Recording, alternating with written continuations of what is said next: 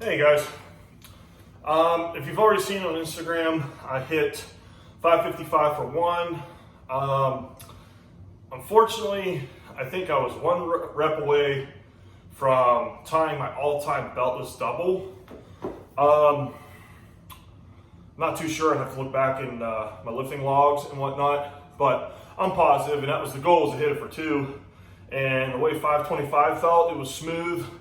Wasn't like crazy heavy. Believe it or not, I guess the weight felt light on my back today. 555 did not feel heavy on my back whatsoever. Usually it's the other way around. It feels really heavy on my back, but I get the press. But I struggled on that first rep, gave it 100%, still stood up. I think I was pretty good on competition depth, but I might have strained my right adductor just a little bit, about halfway up in it. And as soon as I felt that, it wasn't like an immense pain, it was more of like a cramping pain, you know? I was like, oh boy. I was like, I should probably just rack it, settle for one, because, I mean, it's still great for me. 555 for one, beltless is still a great lift. And it puts me 45 pounds away from my beltless goal right now. And I'm on the right track. So why force out an extra rep and get injured? I know. Crazy stuff. I used to be able to push through that stuff, and a lot of times I'd win, but sometimes I'd lose. But, you know, I now realize that, you know, it's better to lift another day than it is to push yourself and be injured and fall back 3 or 4 weeks. I'd rather miss one rep, you know? So, in other words, I still do my drop sets. I dropped down to 405, just kind of wanted to feel it out. I did my 1 to 5 pyramid, and I paused on every single rep as low as I could go, and went 1 up to 5, and I could kind of feel this adductor a little bit, but it wasn't excruciating. It was kind of still just a little bit of a cramp. Is it going to be pretty sore? Yeah, it's going to be pretty sore, but it's not going to slow me down. It's not going to hinder me. I just got to make sure I do the normal roll out, stretch, eat, sleep, the whole shebang, and I should be okay. Should not affect my deadlifts or anything like that either. So, very excited. And I want to share with you guys that I was scared to go after that weight. Okay? I want to admit that to you guys. Not a lot of lifters will do that. Okay? Maybe some are fearless and everything else. But I was scared. I'm like, man, I haven't touched this weight in basically 4 years. It's been. So I was nervous. But I want to tell you something. If your goals don't fucking scare you, then what's it even worth, right? They ain't worth shit. They ain't even big enough. They ain't high enough. You need big goals that scare you, okay? That make you nervous. That, you know what that does? It forces you out of your comfort zone.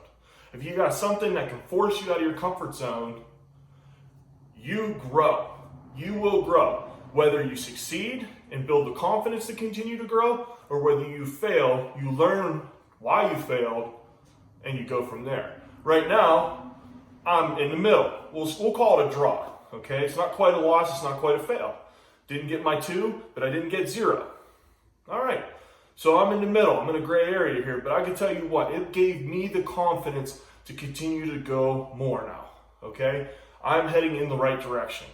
This program has really set me back on track. It's really got me back into heavier lifting, along with being conditioned and in control. I am much more in control of these lifts by training beltless, by focusing on my techniques, by working hard on my eccentric portion versus the concentric portion, which you guys know, old videos, I was more of an explosive lifter versus a controlled strength kind of lifter, more type 2 versus type 1 muscle fiber. So, kind of focusing on strength, stability. My God, it's been great. I feel good. Everything was feeling good. Knee wasn't acting up. Nothing was acting up. Just a slight cramp in my right adductor. I call it a win. Call it a draw on the 551 for one, but a win on the day. Moving forward. I'm excited to keep pushing. I got to keep scaring myself. Keep pushing myself. Keep getting out of that comfort zone. It's what it takes. Obviously, you guys know I don't have a problem getting up and getting after it. You know, that part don't scare me. I need big fucking weight on the bar, okay? But manageable. You know, I'm not going to throw 700 pounds on there and, hey, cross my fingers for the best, you know? Can't do that. That's how you get hurt. So I was able to complete reps. My central nervous system knows what good reps are. We got to keep it that way. Hopefully this carries over into my bench and my deadlift day. Sharing some further goals with you guys, and I feel like I'm getting there now. Going to remain beltless. I'm not really going to put a belt on and start training with it until I start to zero in on a meet. Till probably about 3 months out, just so I can acclimate into the breathing, into the bracing of a belt, because it's different, from beltless to belted.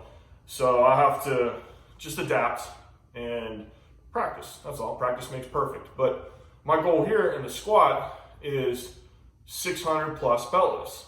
I don't care if it's 1, 2, I want to achieve it. My best all-time double in the squat with a belt and just knee sleeves is 615, okay? And I want to be able to do that beltless.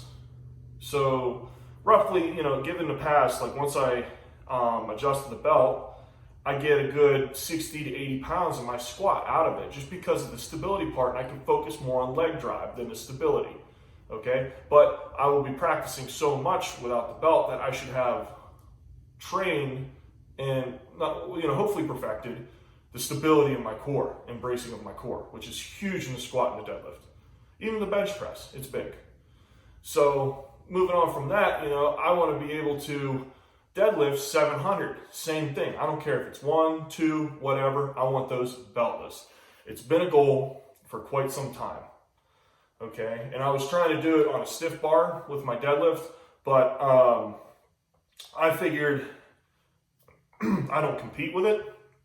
So I was like, you know what? Yeah, it's harder than the deadlift bar, but I should continue to practice, because it does screw me up a little bit, the whip, because they're just two different whips, and it'll throw me off going back to the deadlift bar more so than training without a belt. So I figured, okay, might as well continue to train with that, learn how to pull the slack out of the bar and everything else and so on.